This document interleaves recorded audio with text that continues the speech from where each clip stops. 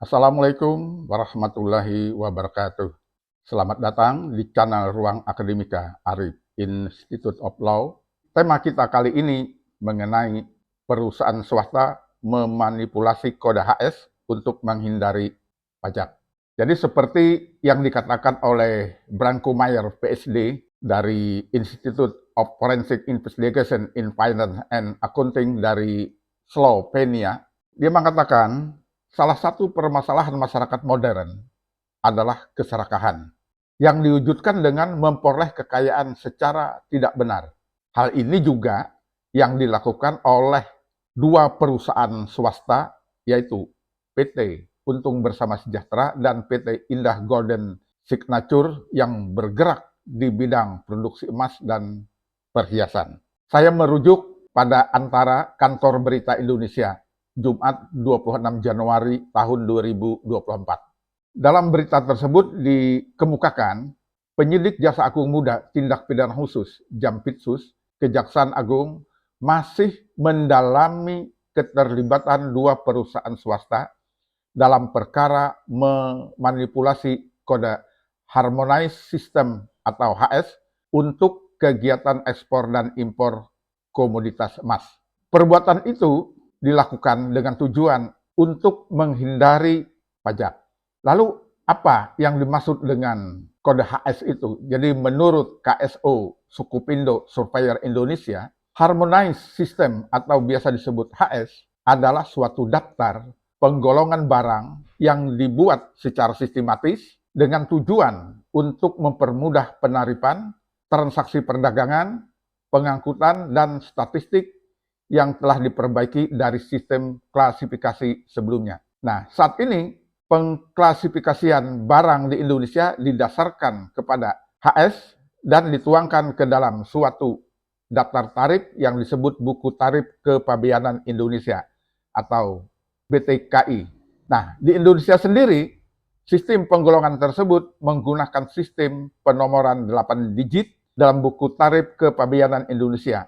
Para sahabat akademika, kasus ini merupakan tindak lanjut dari temuan Satgas Tindak Pidana Pencucian Uang yang menyebutkan adanya dugaan korupsi terkait batangan emas impor senilai 189 triliun rupiah.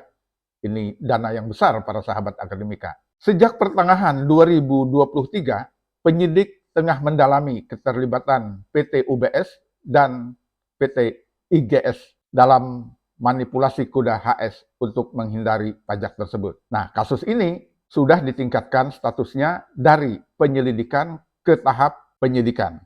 Para sahabat akademika, satu hal yang menarik untuk disimak, apa yang dikatakan oleh penyidik Jaksa Agung Muda Tindak Pidana Khusus tersebut, yang mengatakan masih mendalaminya, karena hingga saat ini masih terjadi perdebatan mengenai penanganan kasus tersebut. Dikatakan, jaksa khawatir penanganan kasus dugaan korupsi pengelolaan kegiatan usaha komoditi emas ini justru masuk ke sektor kepabeanan. Lebih lanjut dikemukakan, hingga saat ini masih didalami dan dikonsultasikan.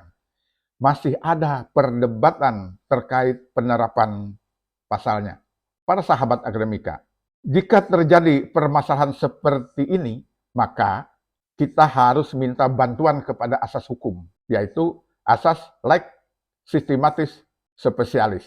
Suatu asas selalu mengalami perkembangan, seperti halnya juga asas like spesialis derogat legi generali menjadi like spesialis sistematis.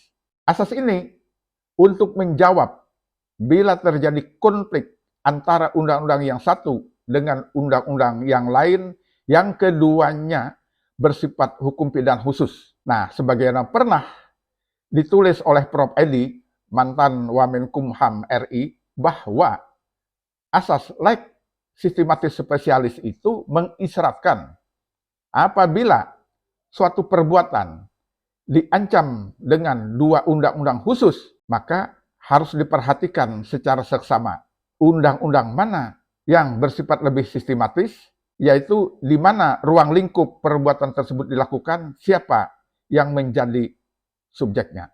Para sahabat akademika, untuk menjawab permasalahan tersebut, yaitu dalam hal terjadi konflik antara undang-undang yang keduanya adalah hukum pidana khusus, maka asas lex specialis sistematis akan menyelesaikannya. Misalnya, hukum pidana pajak dengan tindak pidana korupsi yang diatur dalam pasal 2 dan pasal 3. Objek dari kedua undang-undang tersebut sama, yaitu berkaitan dengan kerugian keuangan negara, para sahabat akademika. Perbuatan kedua perusahaan tersebut merugikan keuangan negara, diadili dengan undang-undang tindak pidana korupsi. Jadi, para sahabat akademika, jika kesulitan dalam menyelesaikan permasalahan ini, maka berkonsultasi dengan asas yang tadi saya sebutkan. Demikian yang dapat saya sampaikan, kurang lebihnya mohon maaf. Semoga ini dapat memberikan manfaat. Wassalamualaikum warahmatullahi wabarakatuh.